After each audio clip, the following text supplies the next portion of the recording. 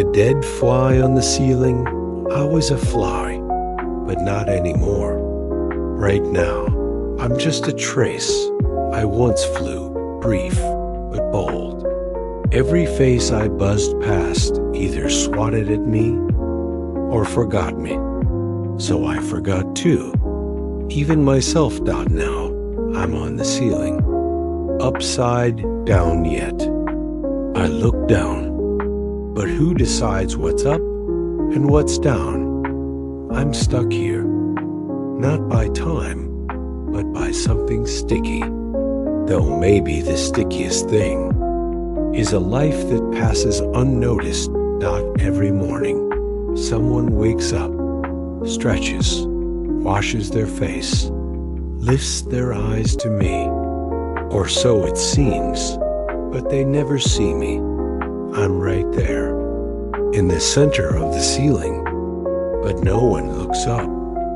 People think the ceiling is closest to the sky, but really, it's the furthest from the floor, the easiest place to forget. I am the upper shelf of the forgotten, the horizon of what people don't want to remember. When I died, I didn't notice. Fly deaths are quiet. My body stopped, but my awareness. Maybe it stuck to the ceiling.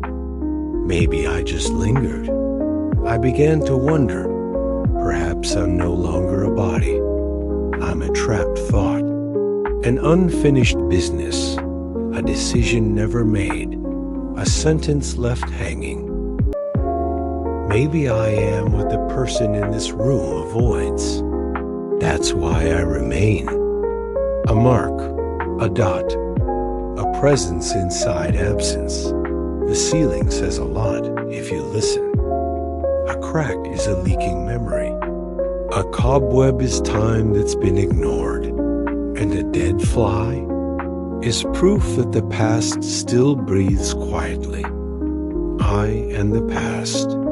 But I'm still here. One day someone came with a vacuum, cleaned the floor, sucked away dust, dirt, even memories, but never looked up. I survived, or maybe I was punished. Because sometimes being erased is a kind of freedom, and staying is the sentence. My body is dry now. I can't make music with my wings, but my thoughts have grown wings.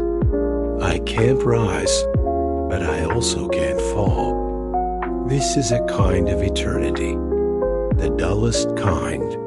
Eternity isn't just about not ending. It's about nothing changing. I've been on this ceiling for who knows how long. Flies don't keep time. But I realized humans don't either. They just count it. Sometimes we lock eyes, just for a second. Then they look away. Because no one wants to see a dead fly, especially on the ceiling, especially at sunrise. I'm a kind of morning curse, a silent reminder of all the things people said.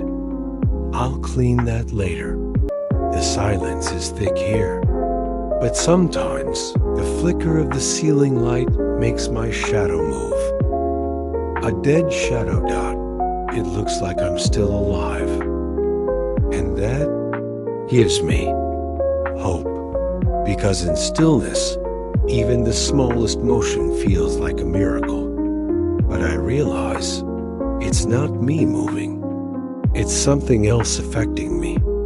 I am only affected, still can't move on my own, because a dead fly can only react. It cannot decide. Maybe death is the inability to choose. Endless options frozen in place. At night, the ceiling darkens. No one can see me, and for the first time, I feel free.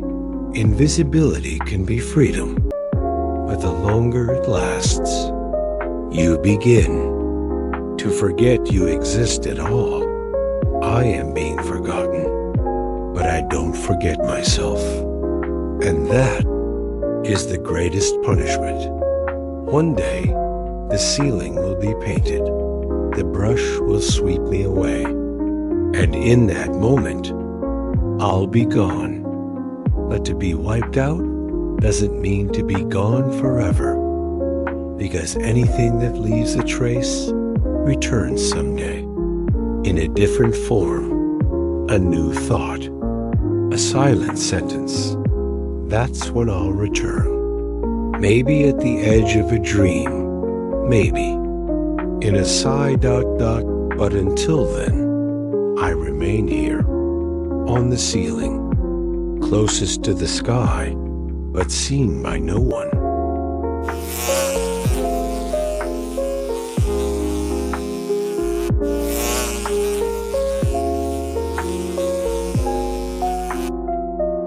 The night is even quieter.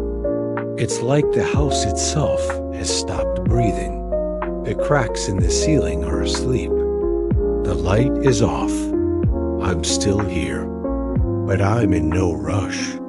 Because I realized to exist doesn't mean to be seen.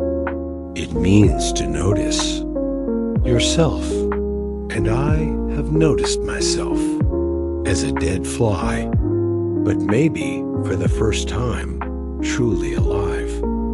People always want to reach higher because up means power, right? But up ...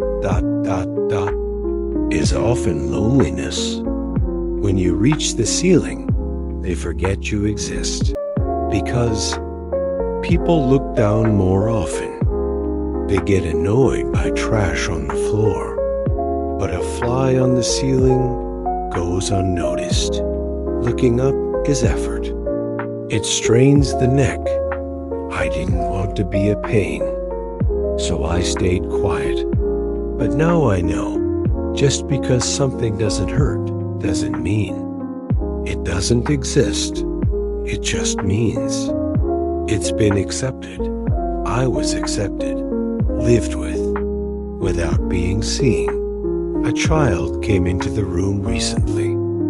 Their eyes scanned everything, under the bed, on the table, the window, and then just for a second. Mom, there's a fly up there, the child said. The mother didn't respond. The child forgot, but that second was my forever in. That moment, I existed again. Someone looked, paused, forgot, but I remember that single glance. I was reborn in that gaze. Staying on the ceiling isn't easy. It's not the glue, it's the habit. Because after a while, even falling scares you. What's down there? A broom? A shoe? Silence?